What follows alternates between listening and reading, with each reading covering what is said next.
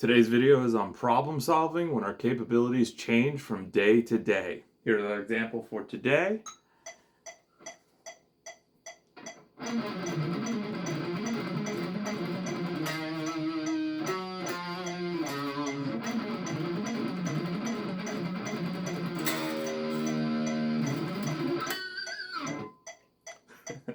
Always miss the volume knob. Okay, so that is Yngwie Malmsteen's Seventh Sign is the name of the song from the album, The Seventh Sign. Really great song. I've been listening to it nonstop, and I was just like, wow, what a really cool riff, right? So when I saw this question being asked and was thinking of an example of either making something up or it just sort of gravitated like, let me play some of The Seventh Sign. And like, listened to it, played it. Like, okay, wow. There's a great example in there when it comes to playing a fast scale and getting it up to speed and then going to sleep the next day, waking up, and then trying to play it the next day, and it's just not coordinated, right? So really common with a lot of players. Everyone, I don't think anyone is exempt from that. Playing at a high level takes a lot of maintenance. Recently I've been just doing more playing than I have in a long time, and it's been really great, but it also allows me to realize how rusty I am, from like 20 years ago when I was playing 6 hours a day kind of thing,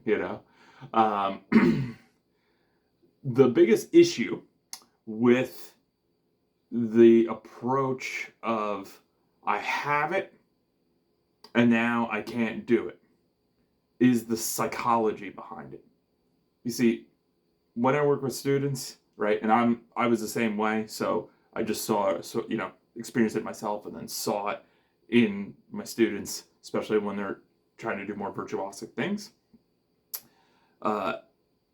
We get attached to the BPM.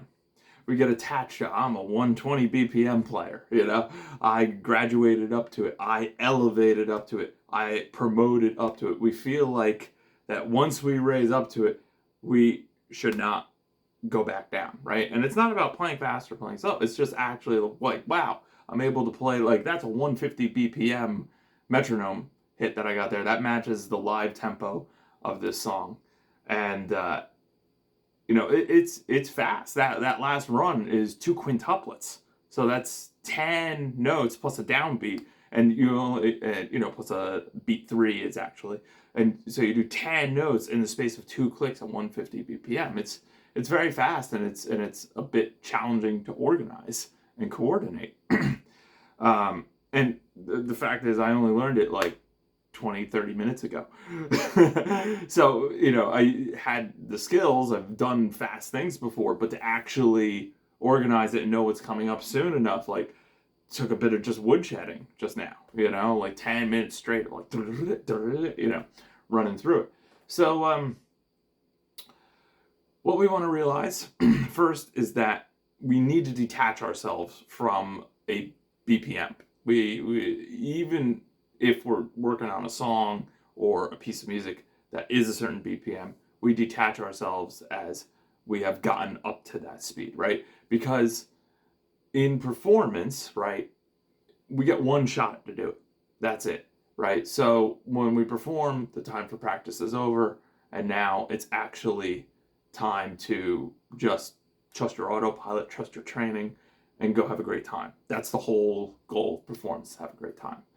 If you play well, you'll have a great time. If you don't play well, you won't have so much of a great time. So that's why it's worth it to train really accurately and really well. That being said, now we understand that the metronome is just a test, okay? So putting a song on and playing to it, or the passage, whatever, it's just a test. We could reduce the test, we could lower the volume. That makes it easier to pass the test, right? But in order to keep our speed up, we really need to get the accomplishment at speed. And that is where consistency training comes in. And we could also reduce the number of notes. So I talked about this in the sweep picking video, the problem solving of sweep picking video that I did yesterday. But now let's do it with a scale, okay? So just an FYI, I'm in a bit of a weird tuning. Yngwie tunes standard, but a half step down. I'm in standard tuning, E standard, but my low string is E flat. That's so I could get the low E flat that he plays. But it made me have to move my scale shape because Yngwie plays it up high in the low position, or in the high position on the low string, and so I had to move it over there. But it's cool because I get to play in concert E flat, so it sounds just like the song, and that's fun. Okay, so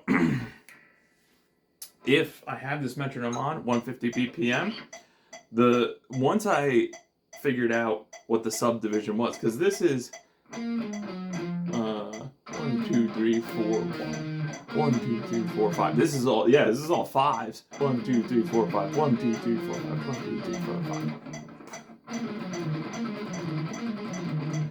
1, 2, 3, 4, 5. 1, 2, 3, 4, 5. 1, 2, 3, 4. No. These are 16s. So there's 1, 2, 3, and 4. These are straight, what's called simple divisions. But the note pattern, 1, 2, 3, 4, 5, is 5 of them. So I'm doing that part's on the easier side, right? Let's talk about the high scale now, right? When the scale comes in, 1, 2, 3, 4, 5, 1, and then the 1, since it's in an odd grouping, the 1 is actually on the other stroke, in this case the upstroke, right? So in order to really practice this, in order to make sure that it's going to be dependable for me, it's going to be there, I really want to get this B flat note on the next click. So I start on a click and get the B flat on the next click.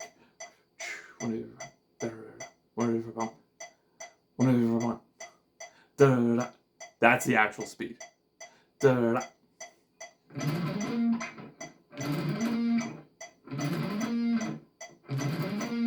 Right? We want to get very comfortable. And then harder, much harder. I was doing this a little bit before. Starting on this one, the upstroke on that B flat, and then 1, 2, 3, 4, 5, 1, the final note there.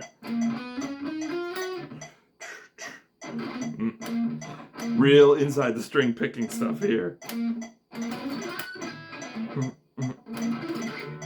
Right?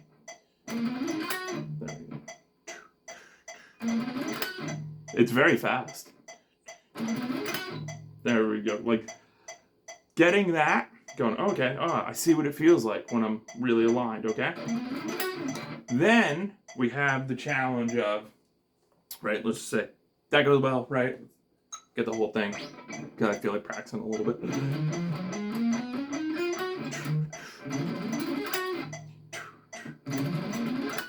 It's very hard for me to hear the B flat, but I am trying to accent it. Ooh.